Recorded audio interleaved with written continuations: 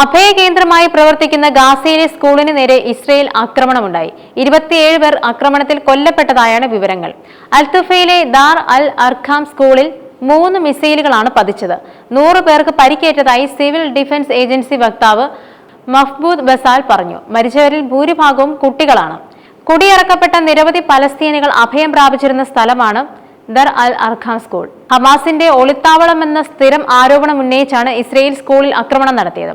Gaza സിറ്റിയിലെ വടക്ക് കിഴക്കൻ തുഫ ജില്ലയിലെ ദാർ അൽ അർഖാം സ്കൂളിന് നേരെയുണ്ടായ ആക്രമണത്തിൽ ഡസൻ കണക്കിന് പേർക്ക് പരിക്കേറ്റതായും അവിടുത്തെ ഒരു പ്രാദേശിക ആശുപത്രിയിൽ നിന്നും ലഭിക്കുന്ന വിവരങ്ങൾ അനുസരിച്ച് അറിയാൻ സഹായിക്കുന്നത്. നഗരത്തിലെ ഹമാസ് കമാൻഡ് ആൻഡ് കൺട്രോൾ സെന്ററിലുണ്ടായ പ്രമുഖ തീവ്രവാദികളെ ആക്രമിച്ചതായി ഇസ്രയേൽ സൈന്യം വ്യക്തമാക്കുന്നുണ്ട്. ഗാസ നഗരത്തിലെ ഷെജായ മേഖലയിൽ നടന്ന മറ്റൊരു ആക്രമണത്തിൽ 20 പേർ കൊല്ലപ്പെട്ടു. ഇതോടെ കഴിഞ്ഞ 24 മണിക്കൂറിനുള്ളിൽ പ്രാദേശിക ആരോഗ്യ മന്ത്രാലയം റിപ്പോർട്ട് ചെയ്ത ആകെ മരണസംഖ്യ 97 ആയി. ബോംബാക്രമണങ്ങളിൽ 1263 പേർ കൊല്ലപ്പെട്ടതായി ഗാസ ആരോഗ്യ മന്ത്രാലയം അറിയിച്ചു.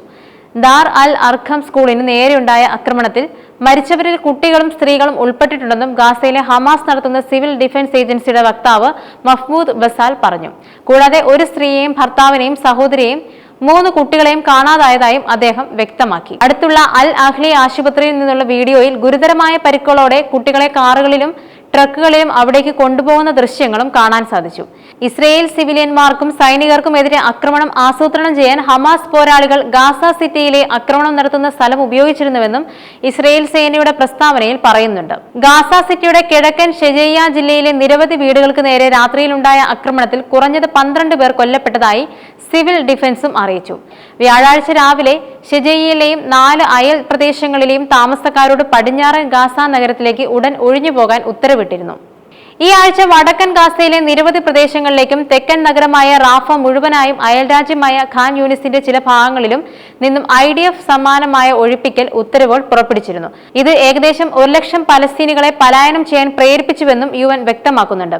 ജനുവരിയിൽ ഹമാസുമായി ഒപ്പുവെച്ച വെടിനിർത്തൽ ബന്ദികളെ മോചിപ്പിക്കൽ കരാറിന്റെ ആദ്യഘട്ടം അവസാനിക്കുകയും കരാറിന്റെ 2ാം ഘട്ടത്തെക്കുറിച്ചുള്ള ചർച്ചകൾ സ്തംഭിക്കുകയും ചെയ്തതിനെ തുടർന്ന് മാർച്ച് 18-ന് ഗാസയിൽ ഇസ്രയേൽ വ്യോമാക്രമണവും കരയാക്രമണവും പുനരാരംഭിച്ചിരുന്നു. കഴിഞ്ഞ ദിവസങ്ങളിൽ തങ്ങളുടെ പ്രവർത്തനം മറ്റൊരു ഘട്ടത്തിലേക്ക് പുരോഗമിച്ചിട്ടുണ്ടെന്ന് IDFന്റെ മുഖ്യ വക്താവ് ബ്രിഗേഡിയർ ജനറൽ എഫി ഡെഫ്രിൻ വ്യാഴാഴ്ച ഒരു ബ്രീഫിംഗിൽ പറഞ്ഞിരുന്നു.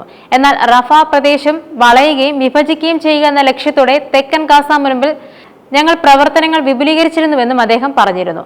കൂടാതെ വടക്കൻ ഗാസയിൽ തങ്ങളുടെ സൈന്യം തീവ്രവാദ ലക്ഷ്യങ്ങൾക്കെതിരെ പ്രവർത്തിക്കുകയും പ്രദേശം വൃത്തിയാക്കുകയും തീവ്രവാദ അടിസ്ഥാന സൗകര്യങ്ങൾ തകർക്കുകയും ചെയ്തിരുന്നു. കഴിഞ്ഞ 2 ആഴ്ചക്കിടെ ഇസ്രയേൽ സൈന്യം ഗാസയിലുടനീളം 600-ലധികം ഭീകര കേന്ദ്രങ്ങൾ ആക്രമിച്ചുവെന്നും 250-ലധികം തീവ്രവാദികളെ ഇല്ലാതാക്കിയെന്നും അദ്ദേഹം കൂട്ടിച്ചേർക്കുന്നുണ്ട്.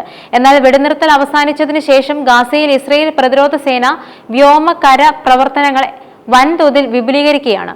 വ്യോമാക്രമണങ്ങൾ പുനരാരംഭിച്ചതിന് ശേഷം മുനമ്പിലുടനീളമുള്ള 600-ലധികം ഭീകര കേന്ദ്രങ്ങൾ ആക്രമിച്ചുവെന്നാണ് സൈന്യം പറയുന്നത്.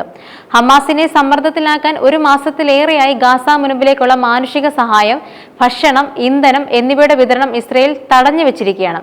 ഗാസയിലെ കൂടുതൽ പ്രദേശങ്ങൾ പിടിച്ചെടുക്കുമെന്ന് കഴിഞ്ഞ ദിവസം ഇസ്രയേൽ പ്രധാനമന്ത്രി ബെഞ്ചമിൻ നെതന്യാഹു പ്രഖ്യാപിച്ചിരുന്നു.